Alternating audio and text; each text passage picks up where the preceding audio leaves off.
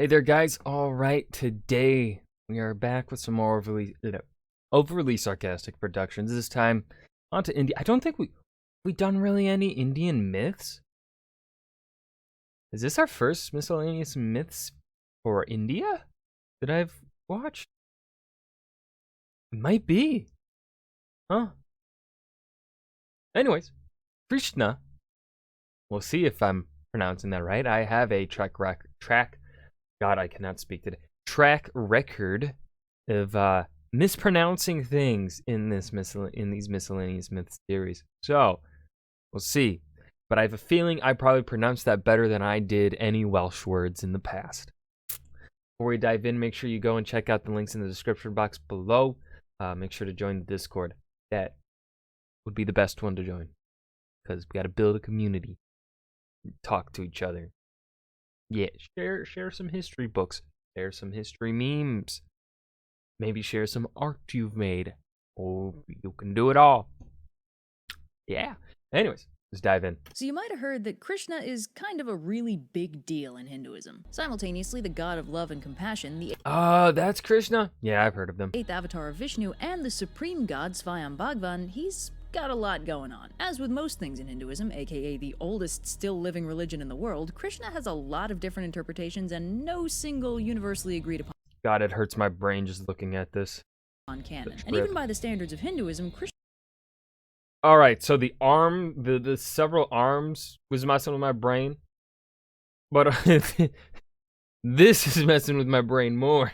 Krishna is especially enigmatic, with very unclear mythological origins. Oh, His it keeps name going. just There means was snakes. black or dark blue in Sanskrit, which is why he's typically represented with blue or black skin in the art. And while Krishna plays a major role in the Mahabharata is nearly 10 times as long as the Iliad and the Odyssey combined, and I honestly have no idea how I could possibly summarize it in any meaningful way without making it a full-length movie, and plenty of those already exist, so no, we are not talking about the Mahabharata today. Instead, let's talk about some stories of Krishna's childhood, and a sampling of the shenanigans our favorite deity got up to before his big Bhagavad Gita break. As with most people, Krishna's story begins well before he's officially born, when two people who love each other very much decide to make a baby together. But in this case, what's going on over here? There's a third party involved, Vishnu. See, Vishnu is the supreme deity of preservation, flanked by the creator deity Brahma and the destroyer deity Shiva, and it's basically his job to preserve the cosmic order of things. When it looks like things are going out of whack, Vishnu incarnates as a Dashavatara to... As with everything else in Hinduism, the exact lineup and listing of the Dasha varies by telling. In some versions, Buddha is listed as well. Set things right. In this case, there are just... So I've been considering the benefits of tyranny. Yo, me too. Dude, it's the best, right? Too many gosh darn evil kings running around, and someone's gotta do something about it. One such evil king is a guy named Kansa, and he's got a sister Devaki who marries this other guy Vasudeva. But on their wedding day, their kid is gonna kick your ass, dude. A divine voice helpfully and loudly informs them that Devaki and Vasudeva's 8th son will end Kansa's rule and kill him. Kansa responds to this prophecy, bro? We good? With the characteristic level-headedness expected from an evil king by imprisoning Devaki and... Maybe we could stop having kids. Sure, let's just play Yahtzee every night for the rest of our lives. Vasudeva in the dungeons and killing each of their kids as soon as they're born. Things get a little... Three of a kind! Hey, nice. Weird, starting with kid number 7. See, when he's first conceived, Vishnu intervenes and relocates his little fetus body from Devaki's womb to a safer location, Vasudeva's first wife, a lady named Rohini. The kid is thus born safely outside the dungeon and is named Balarama, and he also plays a role in the Mahabharata later on. Also, Balarama is either another avatar of Vishnu or an avatar of the Naga king Shesha, depending on who you ask. Forget about him for now, because it's Krishna time, baby. So the 8th baby is born while Devaki's asleep, and Vasudeva wakes up and finds that the prison is magically open and the guards are all asleep. Guided by some helpful divine intervention, Vasudeva runs with the baby to the town of Gokul and swaps the baby Krishna for the newborn daughter of another couple, Yashoda and Nanda, so that Krishna will be safely out of Kansa's reach, but the king won't get suspicious about a missing baby. Vasudeva returns to the prison with the girl. When Kansa comes to kill the kid, sorry, kid. Your parents should have stuck with Yahtzee. The baby turns into the warrior goddess Durga, tells Kansa his destroyer's already been born and he's basically boned, and then vanishes. So Kansa starts freaking out, Devaki and Vasudeva chill in prison and wait for their absent kid to save them, and baby Krishna begins his childhood.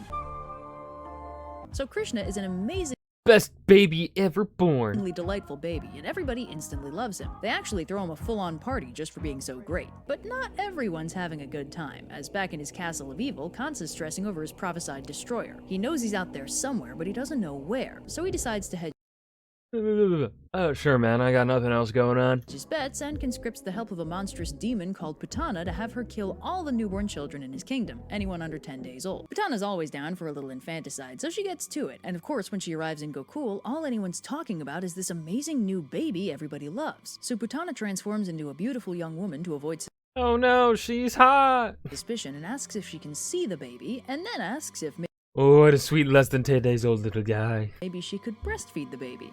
A little weird, but okay, I guess. But Putana isn't just being a weirdo. She's actually poisoned her boobs. How dastardly. But baby Gasp!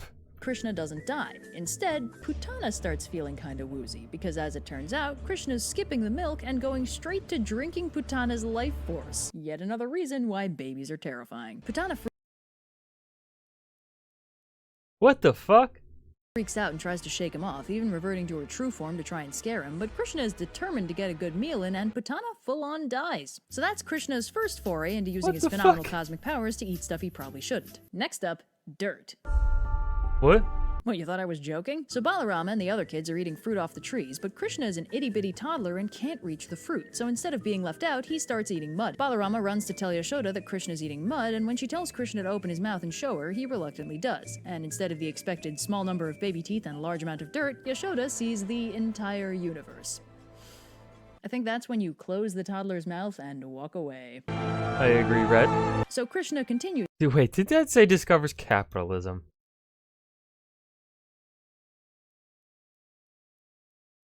I don't think it's fucking... To walk away. Yep, capitalism. So Krishna continues his adventures in eating things he's not supposed to, this time with the butter his mother is making. Krishna's way into butter, it's like a whole thing. So while he's waiting for her to finish churning it so he can figure out how to steal it, a fruit seller comes to the door selling mangoes, and Krishna's father Nanda gives her a full basket of grain in exchange for some of the fruit. Krishna thus learns the valuable capitalist lesson that grain can be exchanged for mangoes, and since he's super hungry already, Krishna decides to hold off on the butter because it's mango time. So he grabs two little baby fistfuls of grain and runs after the fruit seller, but as he offers her his grain in exchange for sweet mango-y goodness, he realizes his little baby hands are barely holding any grain. As he's fretting, the fruit seller sees his distress and just gives him an armload of mangoes anyway. Because, let's be real, when a toddler gives you a handful of something, you probably don't want to eat it anyway. Krishna is so grateful that the fruit seller's basket of grain suddenly It's fine, your dad way overpaid this time. transforms into a basket of gold and jewels. Turned out better than most trades with toddlers. Oh! So while Krishna's getting up to his adorable food-based shenanigans, evil King Kansa is still fretting over his destined defeat. Find the boy. And conscripts another demon to try and kill Krishna. This demon is Arishtashara, who heads to Gokul, turns into a huge bull, and starts tearing the place up in the hopes of luring out Krishna. And sure enough, Krishna hears the commotion and dips Ah! Probably should go investigate that. out of his cow-herding business to go deal with the little demon problem. So Krishna confronts the demon Excuse me.